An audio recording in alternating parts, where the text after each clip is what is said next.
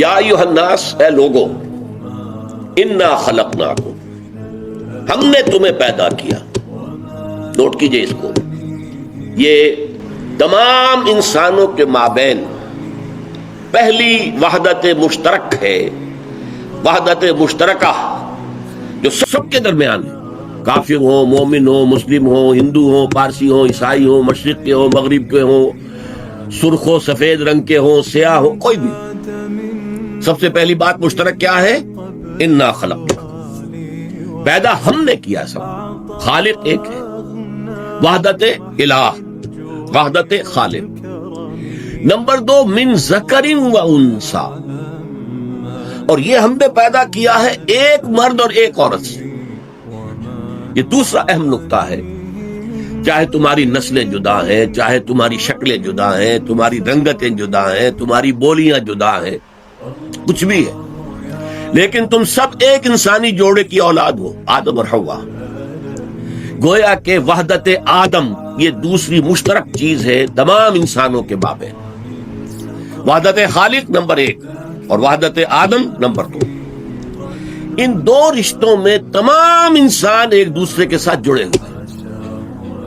یہ دونوں رشتے جو ہیں یہ در حقیقت بنیاد بنتے ہیں ایک ہیومن بردرہڈ کی، انسانی سطح پر دوستی، اخوت، اس لیے کہ سب کے سب آدم اور حوا کی نسل سے ہیں.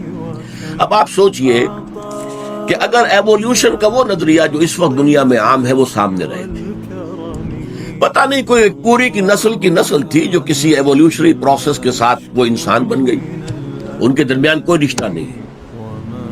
پہلی بات تو یہ ہے کہ اگر اللہ پر یقین نہیں ہے تو انسانوں کے درمیان جو مشترک کڑی پہلی تھی وہ ختم، اور اگر یہ آدم اور حوا کا معاملہ بھی نہیں ہے تو مشترک کڑی نمبر 2 بھی ختم. اب کیا چیز جوڑے گی؟ گورے کو کالے سے جوڑنے والی چیز کیا ہے؟ ہندی کو چینی سے جوڑنے والی شے کون سی ہے؟ کوئی شے موجود نہیں. اور اس کی آپ کو اہمیت کا اندازہ اس سے ہونا چاہیے کہ جس زمانے میں ہم رہ رہے ہیں، اور در حقیقت حضور صلی اللہ علیہ وسلم جو ہے وہ اس دور کے فاتح ہیں. فاتح جو ہے وہ کانکرر کے معنی میں نہیں میں کہہ رہا، اگرچہ اس اعتبار سے بھی حضور فاتح عصر ہیں، لیکن میں کہہ رہا ہوں ابتدا کرنے والے. افتتاح کے کیا معنی ہوتے ہیں؟ شروع کرنے والے. سورہ فاتحہ اس لیے فاتحہ ہے، دی اوپننگ سورہ آف دی قرآن. تو در حقیقت اس دور انسانی کا افتتاح کیا محمد رسول اللہ نے، اور وہ دور انسانی اب آ رہا تھا کہ تمام نوع انسانی کے درمیان فاصلے ختم ہو جانے تھے. یہی تو وجہ ہے کہ حضور کی بعثت پوری نوع انسانی کے لیے. آپ سے پہلے کسی رسول کی بعثت پوری نوع انسانی کے لیے نہیں ہوئی. ذرائع رسل و رسائل نہیں تھے، آمد و رفت نہیں تھی. ایک جگہ کا رسول جو ہے اس کی دعوت پوری دنیا تک کیسے پہنچ سکتی تھی؟ ناممکنات میں سے تھا. لہذا علیحدہ علیحدہ مقابلات کے اوپر علیحدہ علیحدہ نبی آ رہے ہیں. حضور کو پوری نوع انسانی کے لیے نبی اور رسول بنا کر بھیجا گیا، اس لیے کہ اب دنیا قدم رکھ رہی تھی اس دور میں جبکہ فاصلے کم ہو جائیں گے، اور آج ہم اس جگہ پہنچ چکے ہیں، فاصلے معدوم ہو گئے. اس لیے آج دنیا کو کہا جا رہا ہے گلوبل ولیج. یہ گاؤں بن گیا ہے، مختلف ملکوں کی حیثیت ان کے محلوں کی ہے. بس اللہ اللہ خیر صلی اللہ، کیا فاصلہ رہ گیا ہے؟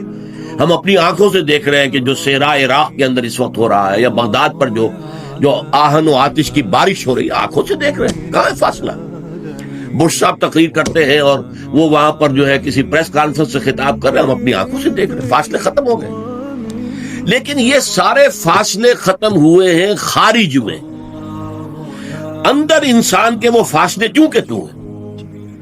من دیگرم تو دیگری، میں اور ہوں تم اور ہو، میرے تمہارے درمیان کوئی قدر مشترک نہیں.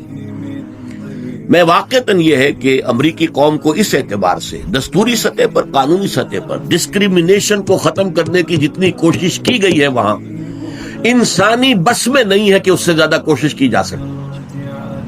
کالوں اور گوروں کے درمیان ڈسکریمنیشن نہیں ہونی چاہیے. آپ کو معلوم ہے پہلے تو وہ غلام ہی تھے، پھر غلامی پر جنگ ہوئی، باقاعدہ ان کی سول وار ہوئی، پھر وہ سب آزاد کیے گئے، لیکن انہیں وہ اپنا ایکول، اپنے مساوی ماننے کو ہرگز تیار نہیں، دل تیار نہیں ہے. آپ قانون جو ہے وہ تو آپ جسموں کے اوپر جو ہے راج کر سکتے ہیں، سزا دے سکتے ہیں، کچھ اور پنشمنٹ ہوگی، کچھ اور ہو جائے گا، وہ سب تیار ہے، لیکن دلوں کے اندر ایک دوسرے کے لیے جگہ نہیں ہے. وہاں کا ایک بڑا عجیب فینومینن ہے کہ اگر کسی اچھی آبادی میں جہاں سارے گورے آباد تھے کوئی ایک کالا آتا ہے اور کوئی ایک مکان خرید لیتا ہے زیادہ پیسے دے کر، لالچ تو ہے نا، اب اس گورے کو پیسے زیادہ مل رہے ہیں، اس نے مکان، اب وہاں سب گورے وہاں سے کھسکنے شروع ہوتے ہیں، وہاں پراپرٹی کی قیمت کم ہو جاتی ہے، ہوتے ہوتے وہ ساری آبادی جو ہے وہ کالوں کی ہو جاتی ہے۔